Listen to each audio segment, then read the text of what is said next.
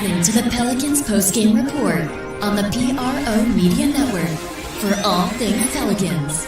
Perfect. Fly Pelican, fly Pelican, fly Pelican. And I tell them that birds of a feather flock together. Fly down, I'm a Pelican forever. Pelican forever. Ain't gon' lie, I feel flyer than I ever been. We stay ballin', this New Orleans, I'm a Pelican. It's going down in the nest, wild, wild west. Come in town and you best show us some respect. 3-point threat, I better make it rain. If it's something, don't jump stupid like your ankle sprain. Always said, never hate the player, hate the game. Jumper where the dame late, punch a train. Post game, big Q, talking about business. Bird gang, YouTube, they ain't flocking with us. Lock up the division mission, get into the finals. Finish competition, then it's going win the title. I know this flyer than you can get. Such a threat that the refs just might call a tag. You could double, you could press, but you can't check. Right, left, slide by you like a Eurostep. Fly Pelican, fly Pelican, fly Pelican. And I tell them that birds of a feather flock together. Fly down, I'm a Pelican forever. Pelican forever. And never, and never, and never, and never, and never, and never. Say birds of a feather flock together. Yeah, fly down, I'm a Pelican forever. Pelican forever. Back-to-back 40-point games. He said back-to-back games with 8 threes. He just continues to kind of grow before eyes. What have you kind of seen from him, even in this stretch right here? Yeah, he was fantastic tonight. You know, he's a problem, and he's shooting it from 3. He's getting to the basket. He's making plays off the dribble, and you know, we needed all everything that he brought to the game tonight. We needed it, and it's good to see him continue to grow like that. Is this one of those silver linings when you know you've had Z this time, you've had Brandon this time, so many other guys have also, but to have him kind of be able to take his game to another level because of the opportunities that kind of have happened because of the roster? Sure. And we've seen this from Trey pretty much since he started playing. You know, first year, you know, he steps on the floor, hit big shots. Second year, he starts. We have guys out, you know, third year, fourth year. Now he's just continuously growing, and that's what we want to see from our guys. Extremely proud of his effort on the floor tonight. Carlo, another guy who gave some really big minutes. He comes in, gives you 10 rebounds. It was a very, very difficult matchup. Yeah. What are you seeing from him? He just competed. He got in the game. We wanted to put some size on the floor, having trouble finishing possessions. He helped with that, him and Eve together. And, you know, he's going to pick things up as we continue to get him some minutes. And with Trey, we've seen him kind of have moments where he's exploded. So how important is it in his growth to be able to sustain it the way he has these past couple of games, not just one quarter, one half, but being able to string multiple games together when you're playing at this level? Yeah, I think it's important for him to continue to have consistency on the floor and then recognize what they're doing to him defensively. You know, teams are going to try to take the ball out of his hands. They may try to, you know, blitz him and double him in pick and rolls.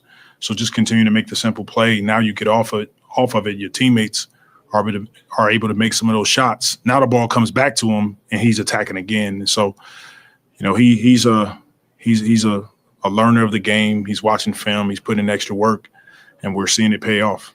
And how much did you kind of see that in the fourth quarter? Now, you know, going really hard to take the ball away from him. Yeah, they were trying to take the ball out of his hands, trying to stop him from touching it. When he was in pick and rolls, they had 2 guys on him, and he made the right play. And you kind of mentioned it, but this was the first time we kind of saw it when you threw Carlo and Eve out there just to kind of fight back with some of the rebounding they were doing early on. What did you kind of see with those guys out there together? Yeah, it's something that, honestly, I've been thinking about. And this was a game that allowed us to get both of those guys on the floor at the same time, and we needed them, especially tag team and Jokic, rebounding, finishing possessions, rebounding the ball. We knew if we could rebound a couple of those possessions, now we can get out in transition. We can play on an open floor. I thought they did a good job. And, you know, 2 young guys, they're going to continue to learn from here.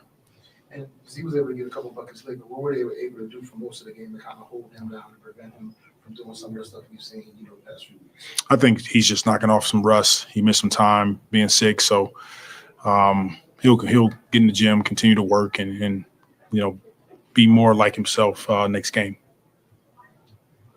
All right, thank you.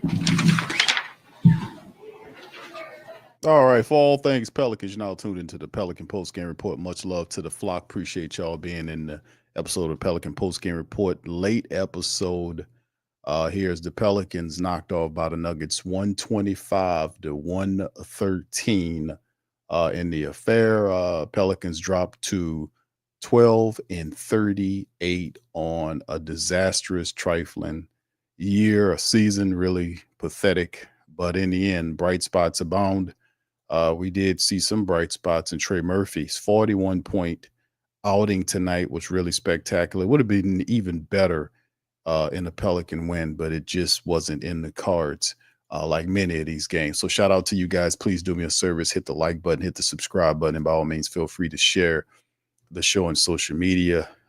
Listen, man, it's just another day, another night with the Pelicans, right?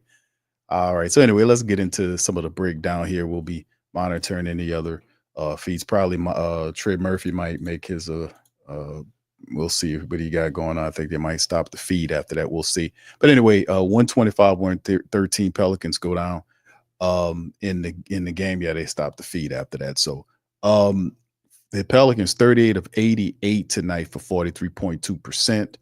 They shot 18 of 38 from downtown for 47.4%. They were 19 of 22 from the foul line. So a higher clip at the foul line, shot 18 3-pointers versus the Nuggets 12.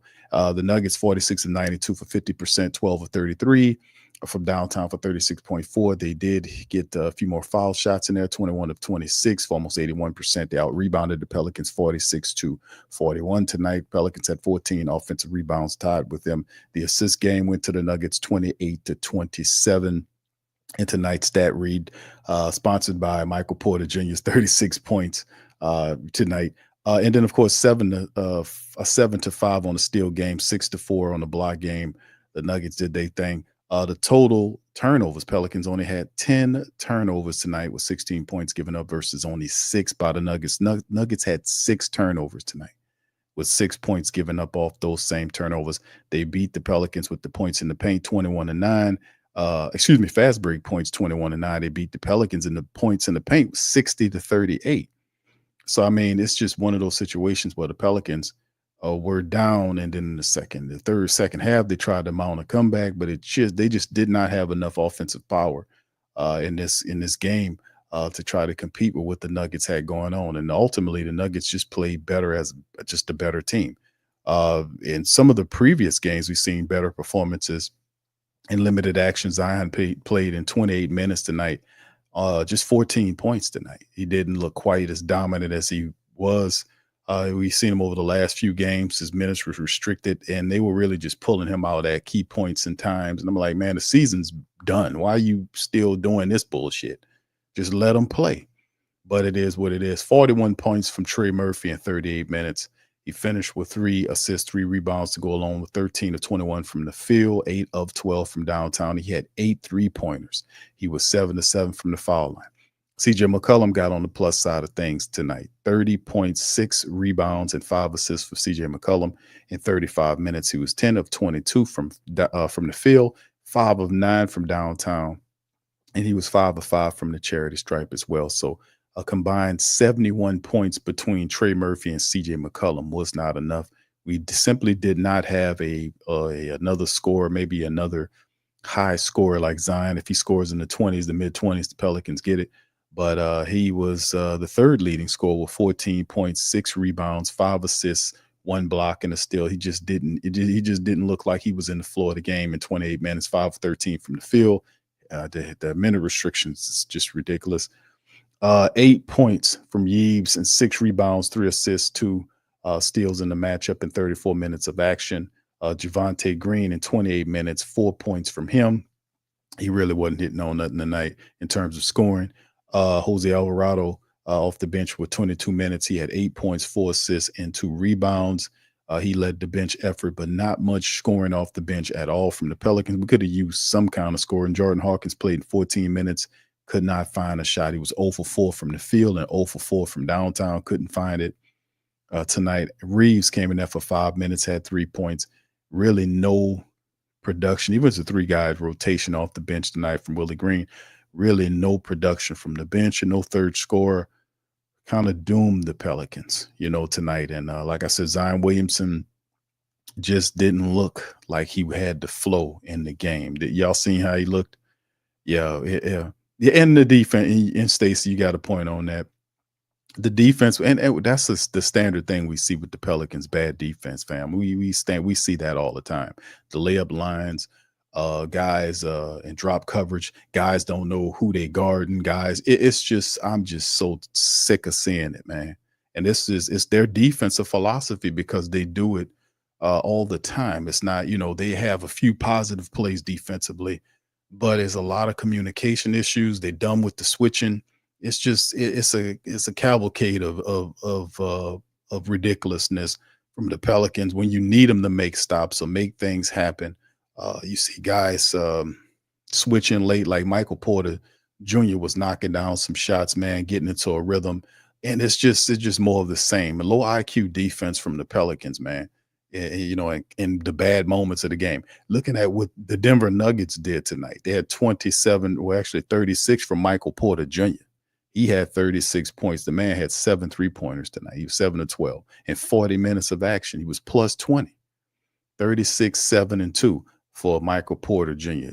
The Joker, he had another triple double, 27 points, 10 assists, and 14 rebounds in 36 minutes. He was plus 11. So he facilitated, got his dogs going.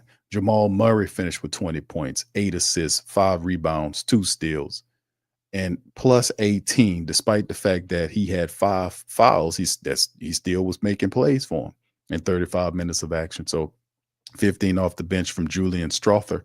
That guy he loves playing the Pelicans. He had 15 off the bench in 24 minutes to help them out. 11 from Christian Brown and 12 from Zeke Naji in the game. So it was just one of them situations where the big 3 for Denver did they thing, and the Pelicans really, their big 3, 2 guys stepped up. Like I said, Zion just didn't look like he was in the floor of the game tonight. And the Denver Nuggets take another one. So they will finish off the regular season series. They lead it 2-1. The final game is coming up on the 5th, which is the day before the trade deadline for the Pelicans. So yes, once again, the Pelicans go down. Of course, we know that the next matchup will pin the Pelicans with this same team coming up on the 5th, which is a couple days from now. So they'll have an opportunity to kind of sit down, lick their wounds, and get right back at it. Same arena, same time on the 5th.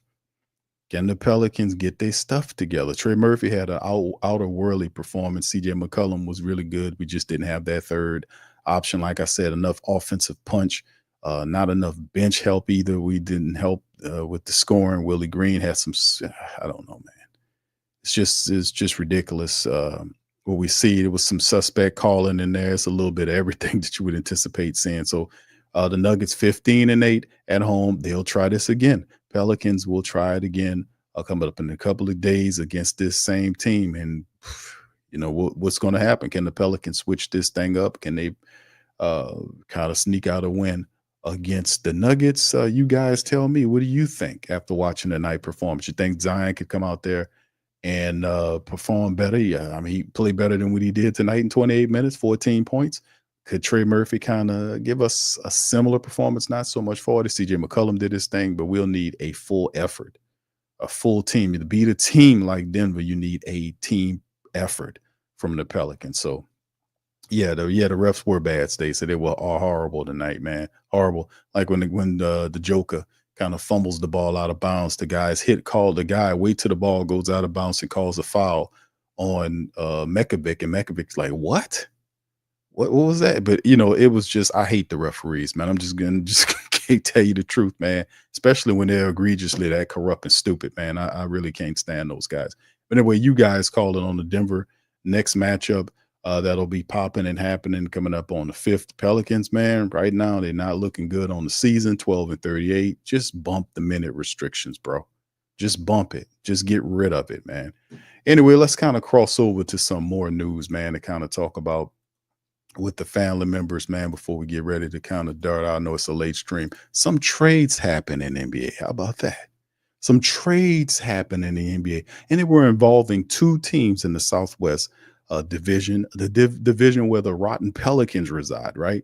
So the Spurs and the Dallas Mavericks both were tied into trades over the last couple of days. Blockbuster, big trades that alter the franchise as it stands. Let's take a look at one that just happened. The Spurs add Fox, Bulls send Levine to the Kings. San Antonio gets De'Aaron Fox and Jordan McLaughlin. Sacramento gets Zach LaVine and City Casico. And then look, all these first round, they get 3 first-round picks of 25 from Charlotte, a 27 from San Antonio, 31, which is 2031. These are the years from Minnesota. And then they get 3 second-round picks that Sacramento gives up. Sacramento gets 2025 second round pick for Chicago, the 2028 from Denver, the 2028 second round pick, their own pick there. So the Sacramento Kings are looking to kind of just, do what they got to do to try to stay relevant. And the San Antonio Spurs get De'Aaron Fox just like that without even surrendering any of the big guns, not giving up anybody of any worth there. This is what Chicago also gets Zach Collins and Trey Jones and Kevin Huerter and the 2025 first round pick they own from San Antonio. So there you go on that, the totality. So the Spurs basically give up Trey Jones and Zach Collins, man, to get and some picks, of course, to get De'Aaron Fox there to work along with Wemby and Chris Paul and Vassell and all these other guys there. So the San Antonio Spurs have just added a big piece to help them leapfrog levels above the dumb, despondent, corrupt, stinking, rotten, satanic ass Pelicans, move right ahead of them in many regards. And they just a fumbling, bumbling, stumbling, stupid organization as the Spurs have now moved to get De'Aaron Fox without surrendering any of their heavy-handed pieces. Isn't that something? That's how a real organization activates and move when they're serious about winning. The Spurs wants to get back to competing, and Wemby told them that, and they got a serious piece to go along what they have to make it so. So how about that? How about let's move to this one? How about this one? Doncic, Luka to the Lakers. AD comes back to the Southwest to join the Mavs, right? Anthony Davis. Dallas gets Anthony Davis, Max Christie, a 2029 first round pick via the Lakers. The Lakers get Luka, Maxi Kleber, and Markieff Morris. Utah gets Jalen Hood-Schifino, a 2025 second-round pick via the Clippers, and a 2025 second-round pick via Dallas. And look at this trade here is the fact that Dallas they give up on Luka. That was a surpriser there. They get Anthony Davis and bring him here to team him with Kyrie Irving and the rest of the pieces that the Dallas Mavericks have, and they feel like they are a team ready to win right now. So what I noticed is like, okay, the Luka thing was a surprise, right? It was a big time surprise. But in the end, even Jason Kidd, they said that Jason Kidd didn't really know about it. Other people didn't know about it and such and all this kind of stuff. And they kept it under wraps until right at the last moment, pulled the trigger on it. A lot of people were throwing LeBron under there saying that he knew about all this kind of stuff. It don't matter. The bottom line is that this is what I was saying about the LA Lakers. Despite having no picks or low picks, the Lakers are always trying, hate them or love them.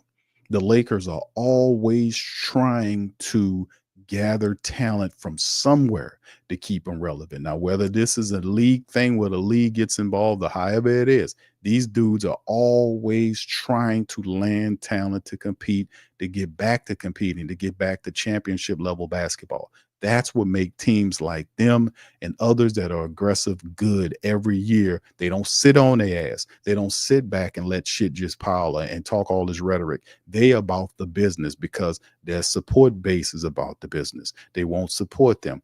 They'll be heavy-handed with them. They're held to a very high standard. And that's what you see with the Lakers. Whether you like them or not, They're doing everything they can using draft capital, players, and assets to improve their team going into the future. The Dallas Mavericks are doing the same thing with Luka, bringing Anthony Davis back to the Southwest, and both Dallas and San Antonio are now head and shoulders above the dumb Pelicans as they sit there fiddling their thumbs.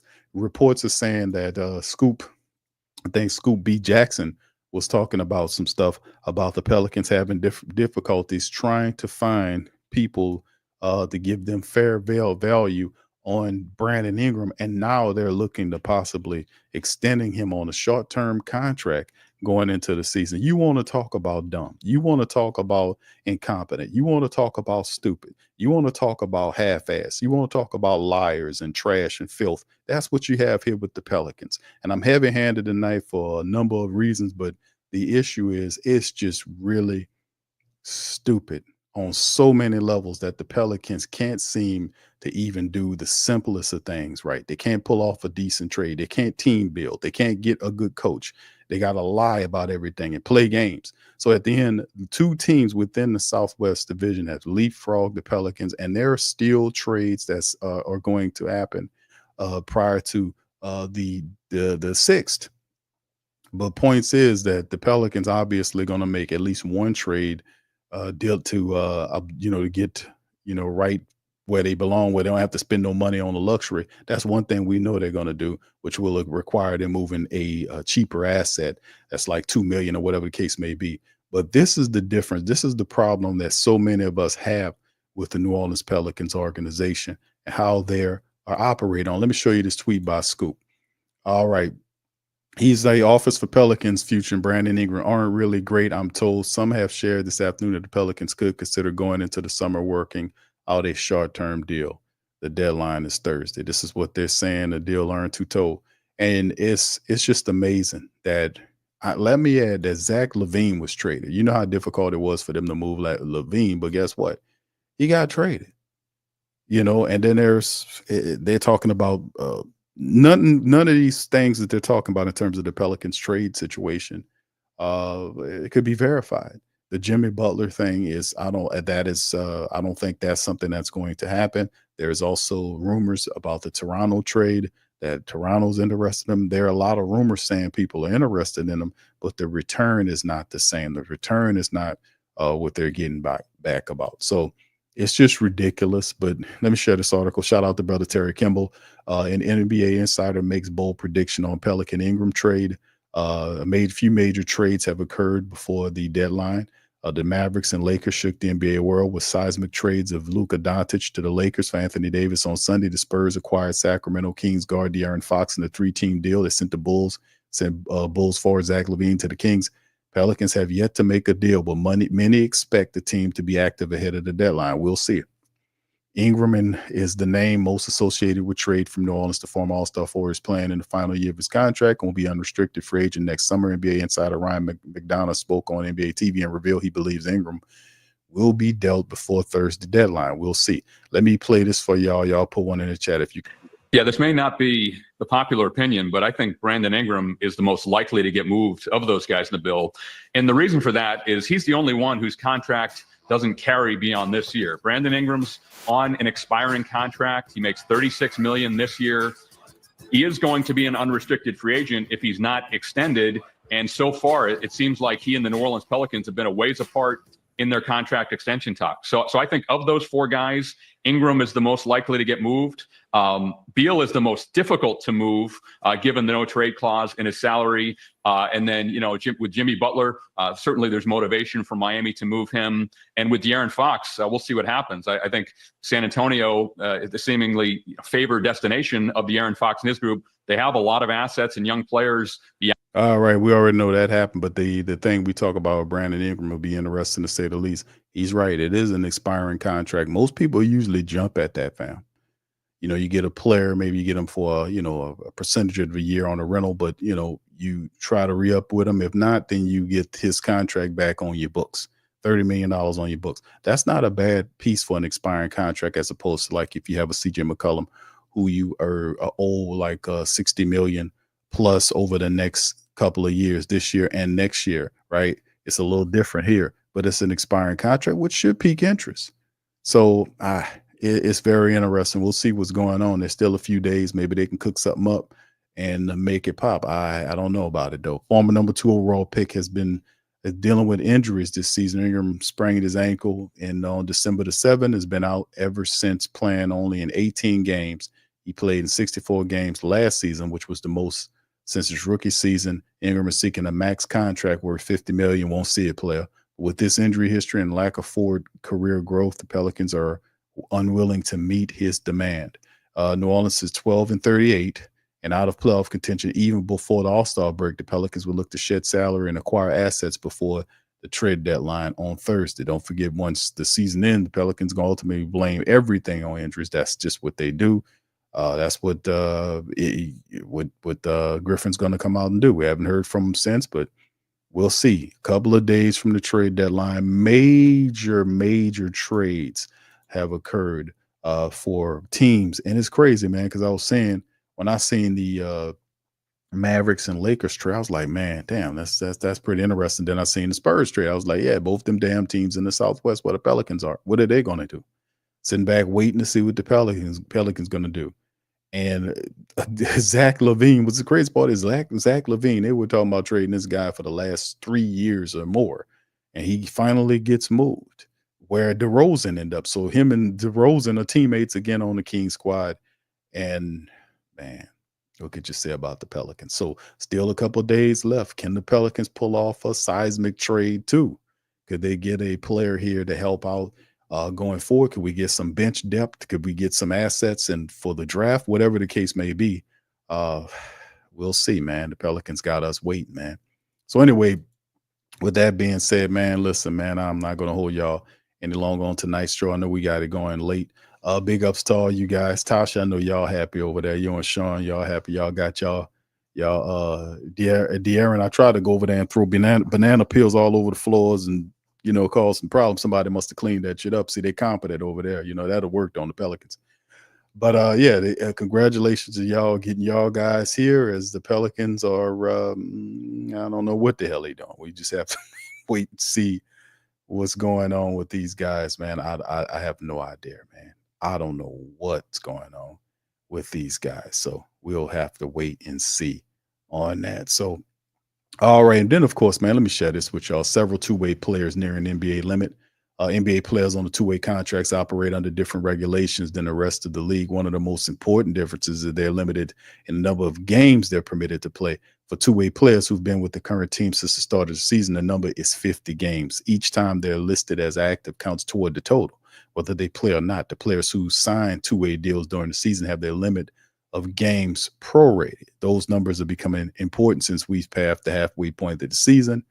And, some of these guys are keeping up with that. Once a player hits his allotted number of games, he's not eligible to appear in an NBA as a two-way player for the rest of the season. He can remain on the team and play in the G League, but he must be signed to a standard contract to see any more NBA action. Why I showed you that? Because Brandon Boston Jr. is one of those players that the Pelicans have been dealing with that is doing that is near that 50 minutes. That's why you don't see him as often. Boston was among the two-way players most likely to earn a promotion before the season injury to DeJounte Murray. Boston has played in all 48 games in which he's been listed as active, making 10 starts and averaging almost 11 points a game and 24 minutes a night. So the Pelicans kind of holding back on that thing. After the trade deadline, we'll see what they do. But that's part of the game. Why people ask me why Brandon Boston is not being dressing down, that is because of the limitations of the two-way agreement. So there you go. So at some point you will see the Pelicans potentially after trades or whatever, the restructuring or remaking of the team, depending on what they do at the trade deadline. Perhaps they then do that with Brandon Boston Jr. Or perhaps if you can't use him on the squad, if he's not active, just send him to the G League for him to just keep doing this thing or whatever the case may be. I don't know what the hell the Pelicans are doing, man. They don't know what they're doing. That's the big point about it. But we'll just have to match it down and see what's going all the way there, man. And man, what can I tell y'all, man? It's just it's not good right now. Pelican country is not good at all right now. and we'll just have to keep an eye out on it. So anyway, yeah. Where was he at, Don? Don says, well, he was there. He was at the game tonight. Brandon Boston was at the game. He was in street clothes. And that's what I'm saying about some of this stuff that, they try to get the limitations of the two-way agreement. So anyway, but he's not the only one. Kai Jones, Drew Eubanks, Diabate from the what's his name? Toppin from the Knicks. Tyrese Martin, Jordan Miller, Jared Butler. Those are other guys that's dealing with some of them game limits as well. Rollins is another dude that's dealing. So he got quite a few people that's still dealing with those type of limitations as far as that goes, man. But tonight we could have definitely used Brandon Boston's help tonight, man. His scoring off the bench, him giving us maybe 10 points or so would have really helped us kind of get over the hump, man. But yeah, it is what it is. Maybe we don't want to win, right? We just want to kind of see if we can fall right so we can pick up some capital or whatever the case may be, man. The Pelicans they're out of it before the All-Star break. That's funny. All right. So anyway, man, let's get ready to leave on that one, man. I appreciate y'all for being in the stream. Y'all do me a service. Hit the like button, hit the subscribe button. By all means, feel free to share the show on your social media feed. PPR here representing the Flock and Nation. Even though the Pelicans continue to stink, man, we here covering damn Pelicans. So y'all do us a service. Please help us out. Please give some support. Hit the like button, hit the subscribe button, hit the share button, man, on PPR, man. Hey, man, it's tough doing these streams, fam, but at the end of the day, man, it is what it is, man.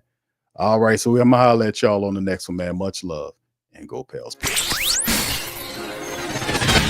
You're listening to the Pelicans postgame report on the PRO Media Network for all things Pelicans. Perfect. Fly Pelican, fly Pelican, fly Pelican. And I tell them that. Birds of a feather flock together. Fly down, I'm a Pelican forever. Pelican forever. Ain't gon' lie, I feel flyer than I ever been. We stay ballin', this New Orleans, I'm a Pelican. It's going down in the nest, wild, wild west. Come in town and you best show us some respect. 3-point threat, I better make it rain. If it's something, don't jump stupid like your ankle sprain. Always said, never hate the player, hate the game. Jumping where the dame late, punch a train. Post game, Big Q, talking about business. Bird gang, YouTube, they ain't flocking with us. Lock up the division mission, get into the finals. Finish competition, then it's going win the title. I know this flyer than you can get. Such a threat that the refs just might call a tag. You can double, you can press, but you can't check. Right, left, slide by you like a Eurostep. Fly Pelican, fly Pelican, fly Pelican. And I tell them that birds of a feather flock together. Fly down, I'm a Pelican forever. Pelican forever. And never, and never, and never, and never, and never, and never. Say birds of a feather flock together. Yeah, fly down, I'm a Pelican forever. Pelican.